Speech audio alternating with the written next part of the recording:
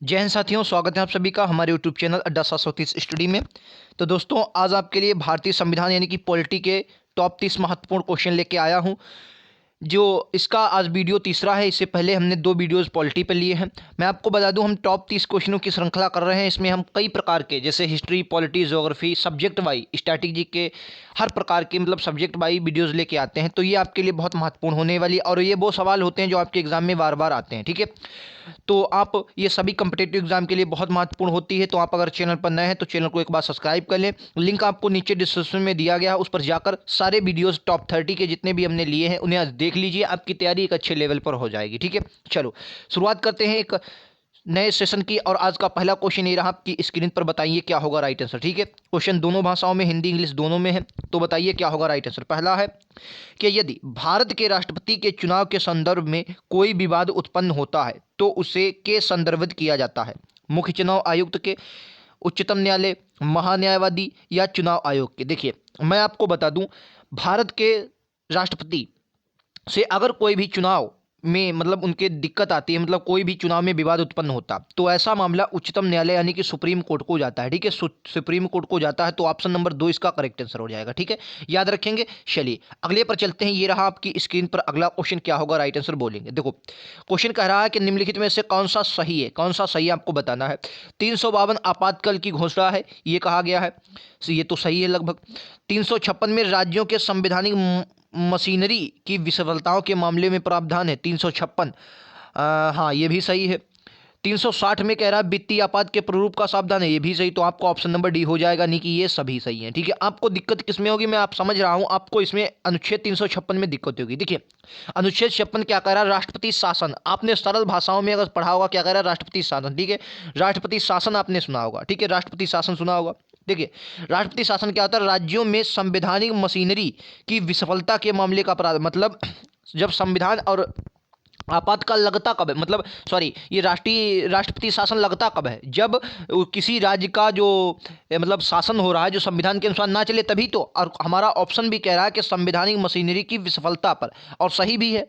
तो आपको सिर्फ बंगाया गया है, मतलब ऑप्शन को टिपिकल किया गया है, बाकी आपका वही सही है। ठीक है, तो ऑप्शन नंबर डी आप दे सकते हैं। ठीक है, चलो अगले पर चलते हैं। ये रहा आपकी स्क्रीन पर अगला क्वेश्चन। तो दोस्तों, मैं आपको एक बार फिर से बता देता हूं, इस वीडियो में अपन लोग 30 क्वेश्चन करने वाले हैं।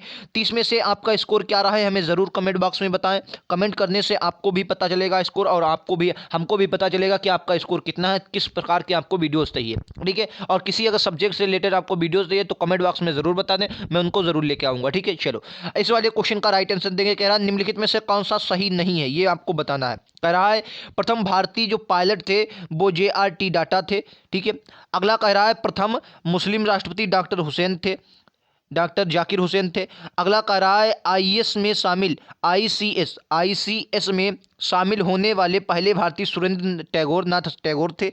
अगला कह रहा है अंतरिक्ष में पहले भारतीय व्यक्ति राकेश शर्मा थे। कौन सा सही नहीं है, ये आपसे पूछा गया, तो बताइए क्या होगा। देखिए, इसका राइट आंसर हो जाएगा ये वाला, शामिल होने वाले जो भारतीय पहले भारतीय थे ये सुरेंद्रनाथ टैगोर थे। ये आपका गलत है, तो यही आपका राइट आंसर हो जाएगा। ठीक है, बाकी आपके सही हैं। जो प्रथम भारतीय पायलट थे वो JRD टाटा थे। प्रथम मुस्लिम राष्ट्रपति जाकिर हुसैन थे। और अंतरिक्ष में पहले व्यक्ति जो थे वो राकेश शर्मा थे। ये बातें आपको याद रखनी है। चलो अगले क्वेश्चन पर चलते हैं। ये रहा आपकी स्क्रीन पर अगला क्वेश्चन। क्या निम्नलिखित में से बताना, निम्नलिखित में से कौन सबसे युवा राष्ट्रपति थे? नीलम संजीवा रेड्डी, फखरुद्दीन अली अहमद या APJ अब्दुल कलाम? इनमें से कोई नहीं। क्या होगा राइट आंसर बोलेंगे क्वेश्चन नंबर 14 का। बताइए क्या होगा राइट आंसर। देखिए, तो इसका राइट आंसर क्या हो जाएगा, नीलम संजीवा रेड्डी। नीलम संजीव रेड्डी जो थे ये सबसे क्या थे, युवा राष्ट्रपति थे। ये बात आपको याद रखनी है। चलो अगले क्वेश्चन पर चलते हैं। ये रहा आपकी स्क्रीन पर अगला क्वेश्चन। क्या होगा राइट आंसर बोलिए। ये काफी अच्छा क्वेश्चन है। ठीक है, और आपको ये लगेगा कि हाँ ये यार क्वेश्चन ही पढ़ना चाहिए। देखो क्या कर रहा है, कह रहा है भारत के दलित राष्ट्रपति कौन है, कौन है? BV गिरी थे या रामनाथ कोविंद, डॉक्टर राजेंद्र प्रसाद? कोई नहीं। क्या होगा राइट आंसर। टॉप 30 क्वेश्चनों में से आपका स्कोर क्या रहा है हमें ज़रूर बताएं। अगर चैनल पर नए हैं तो चैनल को सब्सक्राइब कर लें, वीडियो को पूरा देखें, वीडियो पसंद आए तो वीडियो को लाइक कर दें। ठीक है, अपने दोस्तों में, यारों में, जहां भी आप स्टडी ग्रुप में जुड़े हों वहां शेयर जरूर कर दें। ठीक है, राइट आंसर क्या होगा, वर्तमान के जो हमारे हैं रामनाथ कोविंद जी, रामनाथ कोविंद जो क्या है, जो भारत के एक दलित राष्ट्रपति हैं। ठीक है, कौन है? भारत के दलित राष्ट्रपति हैं रामनाथ कोविंद। याद रखेंगे। चलो अगले क्वेश्चन पर चलते हैं। ये रहा आपकी स्क्रीन पर अगला क्वेश्चन कह रहा है, बताइए, ये बहुत इंपॉर्टेंट क्वेश्चन, इस पर क्या लगाएंगे सर? इंपॉर्टेंट की मोहर। इस क्वेश्चन पर इंपॉर्टेंट की आप मोहर लगाइए। क्या लोक लेखा समिति अपनी रिपोर्ट प्रस्तुत करती है? किसे? नियंत्रक एवं महालेखा परीक्षक को, लोकसभा अध्यक्ष को, संसदीय मामलों के मंत्री को, या भारत के राष्ट्रपति को? क्या होगा राइट आंसर बोलेंगे। ये क्वेश्चन ऐसा क्वेश्चन है जो आपके एग्जाम में देखने को मिलेगा ही मिलेगा। लोक लेखा समिति अपनी रिपोर्ट प्रस्तुत करती है, क्या होगा राइट आंसर बोलेंगे। लोक लेखा समिति, क्या होगा राइट आंसर बोलेंगे। तो आपको याद रखना, जो लोक लेखा समिति होती है, ठीक, ये अपनी रिपोर्ट किसको? लोकसभा अध्यक्ष को सौंपती है। किसको? लोकसभा अध्यक्ष को सौंपती है। ऑप्शन नंबर 20 का करेक्ट आंसर हो जाएगा। ठीक है, चले नेक्स्ट क्वेश्चन पर चलते हैं। ये रहा आपकी स्क्रीन पर अगला क्वेश्चन, बताइए, कह रहा ऑपरेशन ब्लू स्टार के दौरान भारत के राष्ट्रपति कौन थे? जब ऑपरेशन ब्लू स्टार चला था उस वक्त भारत के राष्ट्रपति कौन थे? नीलम संजीव रेड्डी, फखरुद्दीन अली अहमद, ज्ञानी जैल सिंह, के आर नारायण। अच्छा, ज्ञानी जैल सिंह के बारे में एक आपने बहुत अच्छा मतलब स्टेटमेंट, कहने का मतलब एक घटना थी जिसको आप बीटो पावर कहते हैं। क्या कहते हैं सर? बीटो पावर। बीटो पावर पढ़ा होगा आपने, बीटो पावर। बीटो पावर ये क्या है? राष्ट्रपति की एक ऐसी शक्ति होती है जब आपका कोई संशोधन हो या कोई विधेयक आए, उस पर राय दे या ना दे। तो ये किसमें है? तो भारतीय संविधान के अनुच्छेद 11 में, 111 में है। और ये एक बार ज्ञानी जैल सिंह ने लगाई थी। ये एक बार ज्ञानी जैल सिंह ने लगाया था जब डाक संशोधन विधेयक आया था, और सरकार उस वक्त कांग्रेस की थी। ये भी बात आपको याद रखनी है। फिलहाल इस क्वेश्चन का राइट आंसर क्या होगा? ऑप्शन नंबर सी ही इसका राइट आंसर हो जाएगा। ज्ञानी जैल सिंह उस वक्त क्या थे? जब ब्लू स्टार ऑपरेशन चला था उस वक्त ज्ञानी जैल सिंह अपने यहाँ राष्ट्रपति पद पर थे। याद रखेंगे। चलो अगले क्वेश्चन पर चलते हैं। ये रहा आपकी स्क्रीन पर अगला क्वेश्चन, क्या होगा राइट आंसर बताइए। भारत के राष्ट्रपति का इस्तीफा कौन स्वीकार करेगा? भारत के मुख्य न्यायाधीश, उपराष्ट्रपति, एक या मतलब या तो पहला या तो दूसरा, या संसद? क्या होगा राइट आंसर बोलेंगे क्वेश्चन नंबर 8 का। तो आपको याद रखना है, भारत का जो राष्ट्रपति होते हैं इनका इस्तीफा उपराष्ट्रपति स्वीकार करता है। ठीक है, ऑप्शन नंबर बी इसका राइट आंसर हो जाएगा, मतलब दूसरा। और उपराष्ट्रपति का जो इस्तीफा होता है वो राष्ट्रपति। ठीक है, ये भी बात आपको याद रखनी है। उपराष्ट्रपति का इस्तीफा राष्ट्रपति और राष्ट्रपति का उपराष्ट्रपति। ठीक है, चलो अगले क्वेश्चन पर चलते हैं। ये रहा आपकी स्क्रीन पर अगला क्वेश्चन, कह रहा है, बताइए कि भारत के पहले कार्यवाहक राष्ट्रपति कौन थे? डॉक्टर जाकिर हुसैन, बीवी गिरी, मोहम्मद हिदायतुल्लाह, या बीडी जत्ती? क्या होगा राइट आंसर बोले। भारत के पहले कार्यवाहक राष्ट्रपति, बहुत इंपॉर्टेंट क्वेश्चन है। आज वो क्वेश्चन लेके आया हूं जो आपके एग्जाम में छपने वाले होते हैं, स्ट्रैटेजी के कुछ महत्वपूर्ण प्रश्नों के साथ पॉलिटी, मतलब पॉलिटी और स्ट्रैटेजी के मिल में। ठीक है, बताइए क्या होगा। 8 का राइट आंसर बोलेंगे, सॉरी 9 का।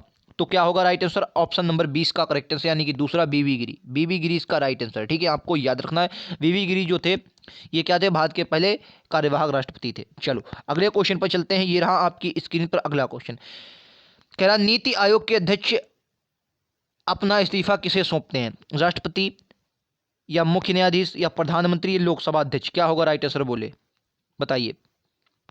नीति आयोग के अध्यक्ष, अरे ये देखिए क्वेश्चन ये बंगाया गया है मुझे। अब क्वेश्चन को बहुत अच्छे से, नीति आयोग के अध्यक्ष अपना इस्तीफा किसे सौंपते हैं, ये क्वेश्चन जब आपको आएगा तो भैया इसमें की तो खेला हुए है। बताइए क्या होगा। देखो अब सबसे पहले आपको पता होना चाहिए कि नीति आयोग के जो अध्यक्ष होते कौन। तो आपको याद है नीति आयोग का जो अध्यक्ष होते हैं ये हमेशा कौन होते हैं? प्रधानमंत्री। कौन होते हैं? प्रधानमंत्री होते हैं। ठीक है, प्रधानमंत्री हमेशा नीति आयोग के अध्यक्ष होते हैं। ठीक है, ये बात आपको याद रखनी। और ये जो अपना प्रधानमंत्री, और ये जो अपना इस्तीफा सौंपते हैं किसको? राष्ट्रपति जी को अपना इस्तीफा सौंपते हैं। ये भी बात आपको याद रखनी, किसको? राष्ट्रपति जी को अपना इस्तीफा सौंपते हैं। तो ऑप्शन नंबर ए इसका करेक्ट आंसर है। ठीक है, याद रखेंगे, ऑप्शन नंबर ए इसका करेक्ट आंसर है। प्रधानमंत्री राष्ट्रपति जी को अपना इस्तीफा सौंपते हैं। ठीक है, चलो अगला क्वेश्चन, ये रहा आपकी स्क्रीन पर, कह रहा है बताइए कि किस भारतीय राष्ट्रपति की मृत्यु के बाद बीडी जत्ती को भारत का कार्यवाहक राष्ट्रपति बनाया गया था? बताइए। डॉक्टर फखरुद्दीन अली अहमद, मोहम्मद हिदायतुल्लाह, नीलम संजीव रेड्डी, बीबी गिरी? किसकी मृत्यु के बाद जो थे वो भारतीय राष्ट्रपति की, किस भारतीय राष्ट्रपति की मृत्यु के बाद बीडी जत्ती को, किसको? बीडी जत्ती को भारत का कार्यवाहक राष्ट्रपति बनाया गया था? क्या होगा राइट आंसर? तो कहेंगे डॉक्टर फखरुद्दीन अली अहमद की जब मृत्यु हो गई थी तो उसके बाद कौन बने थे? वीडी जत्ती बने थे। तो ऑप्शन ए इसका करेक्ट आंसर होगा। चलो नेक्स्ट पर चलते हैं। ये रहा आपकी स्क्रीन पर अगला क्वेश्चन, शानदार क्वेश्चन, कह रहा बताइए कि जामिया मिलिया इस्लामिया विश्वविद्यालय के संस्थापक पार्टी के सदस्य कौन से राष्ट्रपति थे?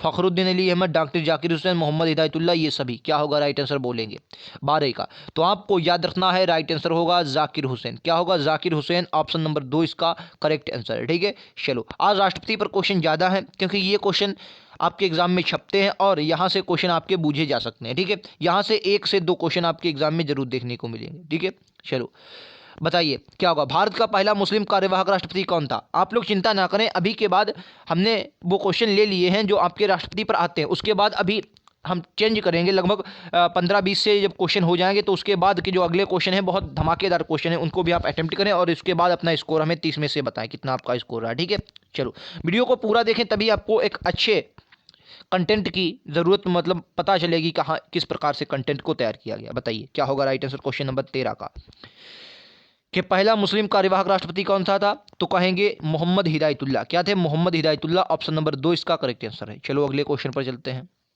बताइए क्या भारत के किस राष्ट्रपति को दूसरी वरीयता से वोटों से चुना गया था? अच्छा, दूसरी वरीयता के वोटों से चुना गया था। वराहगिरी वेंकटगिरी, नीलम संजीवा रेड्डी या डॉक्टर शंकर दयाल शर्मा? कोई नहीं। क्या होगा राइट आंसर बोलेंगे तो आपको याद रखना है बीवी गिरी, यानी कि वराहगिरी वेंकटगिरी को। ऑप्शन नंबर ए इसका करेक्ट आंसर हो जाएगा। आपको ये बात बहुत अच्छे से याद रखनी, क्वेश्चन पूछा जाएगा आपके एग्जाम में। ठीक है, चलो अगले पर चलते हैं। ये रहा आपकी स्क्रीन पर अगला क्वेश्चन, और देखिए क्वेश्चन चेंज होते हुए। पीएसी क्या है? पीएसी के अध्यक्ष की नियुक्ति कौन करता है? राष्ट्रपति, मुख्य न्यायाधीश, प्रधानमंत्री? कोई नहीं। ठीक है, बताइए। देखिए आप लोग वीडियो को पूरा देखें। अब जो टॉप 30 क्वेश्चनों की मैं सीरीज लेके आ रहा हूं, इसमें हिस्ट्री, पॉलिटी, ज्योग्राफी हर प्रकार के वीडियोस लेके आता हूं, तो उन्हें आप ज़रूर पूरा देखें और उसके बाद हमें बताएं कि हाँ किस प्रकार का कंटेंट है। लिंक आपको नीचे डिस्क्रिप्शन में मिल जाएगा, वहां से जाकर तो वहां पर आप जाकर देख सकते हैं। ठीक है, चलो राइट आंसर क्या होगा इस क्वेश्चन का? तो इस क्वेश्चन का right answer option number D होगा, यानी कि कोई नहीं। निम्न में से भाई कोई नहीं चुनता है, ये बात आपको याद रखनी है। ठीक है, चलो अगले पर चलते हैं। ये रहा आपकी स्क्रीन पर अगला क्वेश्चन। क्या इनमें से कौन से राष्ट्रपति को अपना इस्तीफा नहीं देता है? मतलब राष्ट्रपति को कौन इस्तीफा नहीं देता? उच्च न्यायालय के न्यायाधीश देते हैं, महान्यायवादी, महाधिवक्ता या राज्यपाल? बताना है कि कौन अपने जो इस्तीफा देता है राष्ट्रपति को नहीं देता। कौन निम्न में से अपना इस्तीफा राष्ट्रपति जी को नहीं देता है? तो आपको जानना, महाअधिवक्ता जो होता है, महाअधिवक्ता, ये आपका जो इस्तीफा देता है ये किसको? राज्यपाल को देता है। किसको? ये राज्यपाल को अपना इस्तीफा देता है। ये बात आपको याद रखनी है। क्लियर है? चलो अगले क्वेश्चन पर चलते हैं। देखिए मैंने कहा था क्वेश्चन आपके बदल जाएंगे, क्वेश्चन बदल गए। अब आते हैं कौन सा मेल नहीं खाता? आर्टिकल आपसे पूछ लिए गए। 54 में बताना है कि राष्ट्रपति का चुनाव है। 55 में राष्ट्रपति चुनाव का तरीका है, मतलब किस प्रकार से उसका तरीका, इलेक्शन किस प्रकार से होना चाहिए। 60 में राष्ट्रपति पर महाभियोग की प्रक्रिया है। 123 में अध्यादेश की शक्ति है। क्या होगा राइट आंसर? कह रहा कौन सा मेल नहीं खाता है। देखिए मैं आपको अगर बताऊं तो 54 में क्या है आपका? राष्ट्रपति का चुनाव है, बिल्कुल सही है। 55 में चुनाव की रीति है, मतलब इलेक्शन किस प्रकार से होता है, बिल्कुल सही है। 123 में अध्यादेश है, बिल्कुल सही है। लेकिन 60 की बात करें तो आपका राष्ट्रपति का जो महाभियोग की प्रक्रिया है ये अनुच्छेद 61 में, किस पे है? 61 में। ठीक है, ये बात आपको याद रखनी। तो आपका ऑप्शन नंबर 3 सही हो जाएगा। ठीक है, ऑप्शन नंबर 3 आपका करेक्ट हो जाएगा। बाकी ये सही है और गलत वाला ही मेल नहीं खाता, यही पूछा गया है। तो आपका राइट आंसर क्या होगा? ऑप्शन नंबर 3 होगा। 60 जो राष्ट्रपति के महाभियोग की प्रक्रिया है वो आर्टिकल 61 में है। ठीक है, चलो अगले क्वेश्चन पर चलते हैं। ये रहा आपकी स्क्रीन पर अगला क्वेश्चन। कह रहा है बताइए कि निम्नलिखित में से कौन सा कथन सही नहीं है? कौन सा कथन सही नहीं है? चलिए कौन सा नहीं है पूछा गया, अब मैं आपको बता देता हूं, पढ़िए क्वेश्चन को। कह रहा है कि राष्ट्रपति भारत के सैन्य बलों का प्रमुख होता है, पहला कह रहा है। दूसरा कह रहा है कि एससी और एसटी की स्थितियों की जांच करने के लिए राष्ट्रपति एक आयोग की नियुक्ति करता है। अगला कह रहा है संसद के किसी भी क्षेत्र को अनुसूचित क्षेत्र घोषित कर सकती है। मतलब संसद जो है किसी भी क्षेत्र को अनुसूचित क्षेत्र घोषित कर सकती है। अगला कह रहा है भारत के राष्ट्रपति वित्त आयोग के अध्यक्ष की नियुक्ति कर सकते हैं। तो क्या है इनमें से? क्या पूछा गया है? इनमें से पूछा गया कि कौन सा कथन सही नहीं है। क्वेश्चन नंबर 18, कौन सा कथन सही नहीं है? क्वेश्चन नंबर 18 आपसे पूछा गया, बताइए। तो देखिए आपका जो इसमें सही मतलब कह रहा है कौन सा सही नहीं है, तो इसका जो हो जाएगा वो हो जाएगा तीसरा वाला, संसद किसी भी क्षेत्र को अनुसूचित क्षेत्र घोषित कर सकती है। ये आपका गलत हो जाएगा या और गलत ही पूछा गया। देखो राष्ट्रपति भारत के सैन्य बलों का प्रमुख, ये तो बिल्कुल होता है, सही है। एससी एसटी की स्थितियों की जांच करने के राष्ट्रपति एक आयोग की नियुक्ति करता है, बिल्कुल सही है।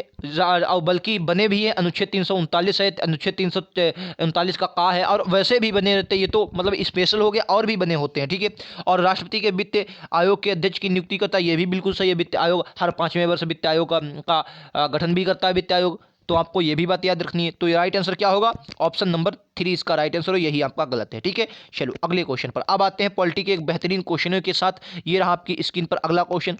क्या कह रहा है बताइए कि निम्नलिखित में से कौन राष्ट्रपति द्वारा नियुक्त नहीं किया जाता है? बताइए, सिविल कोर्ट के न्यायाधीश, या राज्य लोक सेवा आयोग के अध्यक्ष, या राज्य स्तरीय विश्वविद्यालय के कुलपति, या ये सभी? कौन नियुक्त नहीं किया जाता है बोलेंगे 19 का। तो आपको याद रखना है इनमें से किसी को भी राष्ट्रपति नियुक्त नहीं करते हैं, तो ऑप्शन नंबर डी इसका करेक्ट आंसर होगा। ठीक है, सिविल कोर्ट के न्यायाधीश को भी नहीं नियुक्त करते हैं, संघ राज्य लोक सेवा आयोग के भी अध्यक्ष को नहीं नियुक्त करते हैं, और राज्य स्तरीय जो विश्वविद्यालय कुलपति हैं इनका संबंध राज्यपाल से है। ठीक है, इनका संबंध किससे? राज्यपाल से, राष्ट्रपति से इनका कोई लेना देना। अगला क्वेश्चन, क्या किस अनुच्छेद के तहत केंद्र सरकार का वर्णन किया गया? अनुच्छेद के तहत केंद्र सरकार का वर्णन किया गया है। 36 से 51, 152 से 263, 52 से 151, या 239 से 242? क्या होगा राइट आंसर बोलेंगे? किस अनुच्छेद के तहत केंद्र सरकार का वर्णन किया गया है? 21 का राइट आंसर क्या होगा? तो आपको याद है, देखो सिंपल है, यहां से 36 से 51 क्या है? डीपीएसपी है, डीपीएसपी है नहीं, डीपीएसपी। ठीक है, और 52 से 151 क्या है? बताइए, 52 से 151 क्या है? तो 52 से 151 क्या है भाई साहब? यही क्या मतलब केंद्र सरकार, ये इधर राज्य सरकार आ जाती है। ठीक है, ठीक है, और ये 152 से 137 के राज्य सरकार। तो ऑप्शन नंबर क्या होगा? ऑप्शन नंबर सी इसका करेक्ट आंसर है। ठीक है, सी इसका करेक्ट आंसर है। चलो अगला क्वेश्चन ये रहा आपकी स्क्रीन पर। क्या बताइए कि निम्नलिखित में से किस मामले में मंत्रिपरिषद भंग हो सकती है? बहुत अच्छा क्वेश्चन है, बताइए किस मामले में मंत्रिपरिषद भंग हो सकती है?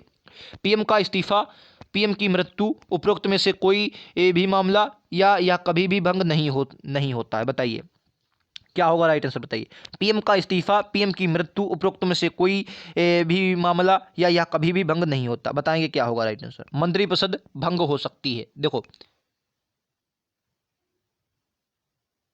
देखो मैं आपको बता दूं, अगर इस वाले क्वेश्चन को आप ध्यान से पढ़ेंगे तो राइट आंसर इसका सी होगा। देखो प्रधानमंत्री क्या होता है? जो प्रधानमंत्री होता है यानी पीएम, प्रधानमंत्री क्या होता है? प्रधानमंत्री बहुमत दल का नेता होता है। ठीक है, बहुमत दल का नेता होता है, सबसे बड़ी बात।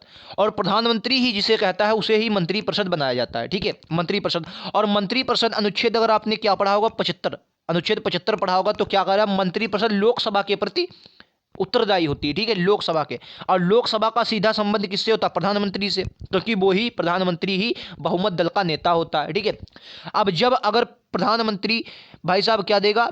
इस्तीफा देगा, तो सरकार तो गिरना है, और सरकार जब गिर जाएगी तो मंत्रिपरिषद भी क्या हो जाएगी? भंग हो जाएगी। ठीक है, अगली बात में चलते हैं, कह रहा पीएम की मृत्यु। भाई जब पीएम की मृत्यु हो जाएगी तो क्या होगी? सरकार गिर जाएगी, सरकार भाई गिर जाएगी, क्योंकि दूसरे चुनाव करवाने पड़ेंगे। अब जब दूसरे चुनाव करवाने पड़ेंगे तो भैया क्या होगा? मंत्रिपरिषद भंग हो जाएगी। तो राइट आंसर क्या होगा? ऑप्शन नंबर 3 इसका करेक्ट आंसर होगा। ठीक है, कॉन्सेप्ट को समझिए, आंसर दीजिए। अगला क्वेश्चन ये रहा आपकी स्क्रीन पर, क्या होगा राइट आंसर बोलेंगे? बताइए, क्या प्रधानमंत्री निम्नलिखित में से किसकी नियुक्ति के संदर्भ में राष्ट्रपति को सलाह देता है? चुनाव आयुक्त, यूपीएससी के अध्यक्ष में, वित्त आयोग में, ऊपर के सभी? देखो मैंने क्या बताया, प्रधानमंत्री कह रहा किसकी नियुक्ति के संबंध में राष्ट्रपति को सलाह देता। देखिए राष्ट्रपति की आपने अनुच्छेद कौन सा पढ़ा होगा? अनुच्छेद 53 74 शायद, हाँ 53 में है, राष्ट्रपति कार्यपालिका का प्रमुख होगा। 74 में है, 74 में, हाँ अनुच्छेद 74 में है। आपने पढ़ा होगा कि अनुच्छेद 74 में कहा गया कि मंत्रिपरिषद, सॉरी वो तो हाँ, कि राष्ट्रपति की सहायता व सलाह के लिए एक मंत्रिपरिषद होगी जिसका प्रधानमंत्री होगा। ठीक है, जिसका प्रधानमंत्री होगा, और जो भी मंत्रिपरिषद मतलब सलाह देगी वो बाध्यकारी होगी, वो बाध्यकारी होती है नहीं। तो मंत्रिपरिषद मतलब प्रधानमंत्री जो होता है वो जितनी भी सलाह देता है राष्ट्रपति को वो सभी बाध्यकारी होती हैं। ठीक है, और बात करते हैं इस क्वेश्चन की, तो राइट आंसर इसका ऑप्शन नंबर डी होगा, क्योंकि चुनाव आयोग और यूपीएससी और अध्यक्ष वित्त आयोग मतलब राष्ट्रपति जो भी काम करता है सभी के सभी किसके? राष्ट्रपति प्रधानमंत्री की सलाह पर करता है, तो इसलिए ऑप्शन नंबर डी होगा। ठीक है, चलो अगले क्वेश्चन पर चलते हैं। ये रहा आपकी स्क्रीन पर अगला क्वेश्चन, क्या होगा राइट आंसर बोलेंगे? कि निम्नलिखित में से किस प्रधानमंत्री को पहली बार राष्ट्रपति ने अपनी विवेकाधीन शक्तियों का प्रयोग करके नियुक्त किया गया था? देखिए ये अच्छा क्वेश्चन, बताइए विवेकाधीन शक्तियों का मतलब प्रयोग करके नियुक्त किया था बोलेंगे। 24 का राइट आंसर क्या होगा बोलेंगे? तो अपना स्कोर या 30 में से ज़रूर कमेंट करके बताएं, और वीडियो कैसा लगा ये भी हमें बताएं। आखिर में अपना पूरा का पूरा 30 क्वेश्चनों को देखकर बताएं कि हाँ क्वेश्चन कैसे लगे। ठीक है, और बाकी के वीडियोस जो टॉप लिंक आपको दिया गया उस पर भी जाकर आप क्लिक कर सकते हैं। तो राइट आंसर होगा चरण सिंह। चरण सिंह क्या था इसमें? देखो प्रधानमंत्री को पहली बार राष्ट्रपति अपनी विवेकाधीन शक्तियों का प्रयोग करके इन्हें चुना गया था। ठीक है, ये बात आपको याद रखनी है। चलो ऑप्शन नंबर ए का होगा। अगला बताना है, मुख्यमंत्री के वेतन और भत्ते का निर्धारण कौन करता है? राज्यपाल करता है, संसद करती है, राष्ट्रपति कोई नहीं? क्या होगा राइट? देखिए मुख्यमंत्री की अगर बात करेंगे तो आपको याद रखना है मुख्यमंत्री इनमें से कोई नहीं। क्यों? क्योंकि इसमें जो ऑप्शन नहीं दिए गए, राज्यपाल बिल्कुल नहीं, संसद बिल्कुल। देखो संसद क्या करती है, राष्ट्रपति, प्रधानमंत्री, राष्ट्रपति नहीं, राष्ट्रपति का तो संविधान में है, प्रधानमंत्री, लोकसभा अध्यक्ष इनके, और जो मुख्यमंत्री होगा वो विधानमंडल चुनेगा, ठीक है। तो आपको याद रखना है। चलो अगले क्वेश्चन पर, ये रहा। अच्छा क्वेश्चन है, बताइए क्या होगा राइट आंसर। कह रहा इंग्लिश में भी हिंदी में भी। चलो देखो, कह रहा राष्ट्रपति बनने के लिए एक उम्मीदवार को 35 वर्ष की आयु पूरी करनी होगी और लोकसभा के सदस्य के रूप में चुनाव के लिए योग्य होना चाहिए। यह निम्नलिखित में से किस अनुच्छेद के तहत उल्लिखित है। अनुच्छेद 52 है, अनुच्छेद 53, अनुच्छेद 54, अनुच्छेद 58। क्या होगा राइट आंसर बोलेंगे। देखो ये सभी के सभी जो अनुच्छेद हैं ये राष्ट्रपति से संबंधित है, तो इसमें आप तुक्का तो लगाने, एलिमिनेटेड मेथड आपका लग ही नहीं सकता, ठीक है, क्योंकि सभी के सभी किससे हैं, राष्ट्रपति से संबंधित है, ठीक है। देखो मैं आपको बता दूं, अनुच्छेद अगर 52 आपने पढ़ा होगा तो क्या है, राष्ट्रपति के पद की चर्चा की गई, मतलब राष्ट्रपति का पद। अनुच्छेद 53 में कहा गया है कि राष्ट्रपति कार्यपालिका का प्रमुख होगा, ठीक है, राष्ट्रपति कार्यपालिका का प्रमुख होगा। तो राइट आंसर क्या होगा, ऑप्शन नंबर डी, अनुच्छेद 58 इसका करेक्ट आंसर है, ठीक है। 58, अनुच्छेद 58 में कहा गया है कि उम्मीदवार 35 वर्ष की आयु पूरी होनी चाहिए और लोकसभा के अध्यक्ष के रूप में भी चुनाव के लिए योग्य होना चाहिए। देखिए क्या ऐसा हो सकता है कि लोकसभा का अध्यक्ष ना हो और चुनाव में, मतलब क्या है ये, राष्ट्रपति, सॉरी वो तो प्रधानमंत्री के लिए होता है, ये राष्ट्रपति, सॉरी, तो राष्ट्रपति इसका सही आंसर। मतलब कहने का लोकसभा के सदस्य के रूप में चुनाव के लिए योग्यता, मतलब ऐसी योग्यता रखता हो कि हाँ वो लोकसभा में लड़ सकता है चुनाव, योग्यता रखता हो, उसका निर्धारण नहीं किया जा सकता, ठीक है। तो ऑप्शन नंबर डी इसका करेक्ट आंसर होगा, ठीक है। चलो अगले क्वेश्चन पर, ये रहा। बताइए कि राष्ट्रपति बिल को मंजूरी देने से रोक सकते हैं, यह सख्त अनुच्छेद के किस तहत की आती है। 161, 111, 123, 112। मैंने आपको ये बताया है, ये क्वेश्चन मैंने पिछले बता चुके हैं। किसमें है, तो अनुच्छेद 111 में। किसमें, अनुच्छेद 111 में। मैंने क्या बताया, डाक संशोधन विधेयक अधिनियम आता, डाक संशोधन, ज्ञानी जेल सिंह ने वीटो पावर एक बार लगा चुके हैं, ज्ञानी जेल सिंह, ठीक है। 1 2 3 मतलब 123 में अध्यादेश आता है राष्ट्रपति का। 72 में राष्ट्रपति की क्षमादान करने की शक्ति आती है, ये भी आपको याद रखना है। चलो अगला क्वेश्चन ये रहा। बताइए कि भारत के निम्नलिखित में से राष्ट्रपति में से कौन से व्यक्ति केवल निर्विरोध चुने जाने वाले व्यक्ति थे। चौथे राष्ट्रपति, 12वें राष्ट्रपति, छठे राष्ट्रपति, 8वें राष्ट्रपति। ये धमाकेदार क्वेश्चन है, बताइए कौन जो निर्विरोध चुने गए थे, बताइए राइट आंसर क्या होगा। तो आपको याद रखना इसका राइट आंसर ऑप्शन नंबर होगा सी। क्या होगा, ऑप्शन नंबर मतलब तीसरा, हाँ ऑप्शन नंबर सी। छठे जो राष्ट्रपति थे, 28 का ऑप्शन नंबर सी, छठे राष्ट्रपति थे जो क्या ये निर्विरोध चुने गए थे। चलो ये रहा आपकी स्क्रीन पर 29वां क्वेश्चन। क्या है, क्या क्वेश्चन को बताना है कि भारत के निम्नलिखित में से भूतपूर्व राष्ट्रपति निम्न में से किसने कभी भारत के किसी भी राज्य के मुख्यमंत्री के रूप में कार्य नहीं किया। बताइए ऐसे कौन से राष्ट्रपति हैं जिन्होंने कभी मुख्यमंत्री के रूप में कार्य नहीं किया। ऑप्शन में आपको दिखा देता हूं कौन कौन से। ज्ञानी जेल सिंह है, आपके संजीव रेड्डी हैं, अगला कह रहा है आपके डॉक्टर शंकर दयाल हैं, या डॉक्टर जाकिर हुसैन है। क्या होगा राइट आंसर बोलेंगे 29 का। राइट आंसर क्या होगा, doctor Zakir Hussain. Option number D इसका करेक्ट आंसर है, ठीक है, ऑप्शन नंबर डी। चलो अगले क्वेश्चन पर चलते हैं। आज का लास्ट क्वेश्चन, 30 में से आपका स्कोर क्या रहा मैं जरूर कमेंट करके बताएं, ठीक है, आपका जितना भी स्कोर रहे। चलो इस वाले क्वेश्चन पर चलते हैं। क्या बताइए, संविधान 250 के रूप में राज्यसभा को अधिकतम ताकत देता है, ठीक है, यह किस अनुच्छेद के तहत कहा गया है। बताइए 79, 80, 81 या नन ऑफ दिस। देखिए मैं आपको बता दूं, आपको मैंने जब भी पॉलिटी पढ़ाई है या कभी भी चर्चा आई है तो मैंने आपको क्या बताया है, एक ट्रिक बताई है जिसको आप सरल कहते हैं। क्या कहते हैं, सरल। सरल मैं नीचे लिखता हूँ, क्या कहते हैं, सरल। और ये ट्रिक आपको बहुत इंपॉर्टेंट लगेगी जब भी आपको कन्फ्यूज़न हो, क्योंकि इन वाले 3 ऑप्शनों में कन्फ्यूजन होता है, इनमें कम इसमें ज़्यादा होता है, इन दोनों में, ठीक है। तो सरल मैंने आपको ट्रिक बताई है। सरल आपकी 79 हो जाएगी, ठीक है, ये आपकी 80 हो जाएगी, ये आपकी 81 हो जाएगी, यानी कि 79, 80, 81 कितनी हो जाएगी, 81, ठीक है। 7 से आपकी संसद हो जाएगी, ठीक है, रा से आपकी राज्यसभा हो जाएगी, ठीक है, और ला से आपकी लोकसभा हो जाएगी, ठीक है, लोकसभा, ठीक है। कभी भी आप ज़िंदगी में नहीं भूलेंगे, इस ट्रिक को आपको हमेशा याद रखना है। ज़िंदगी में आप नहीं भूलेंगे कि कभी भी राज्यसभा, लोकसभा या संसद का अनुच्छेद भूल जाए। अगर इनमें क्रम में भी आता है तभी भी आप गड़बड़ नहीं करेंगे। राइट आंसर क्या होगा, राज्यसभा का ऑप्शन नंबर बी, ठीक है, क्लियर है। चलो तो आज का क्लास यहीं पर समाप्त करते हैं। कैसे लगे ये 30 क्वेश्चन हमें कमेंट बॉक्स में ज़रूर बताएं, स्कोर क्या रहा वो भी बताना ना भूलें। तो मिलते हैं अगले वीडियोज़ में, आज के लिए इतना ही, थैंक यू।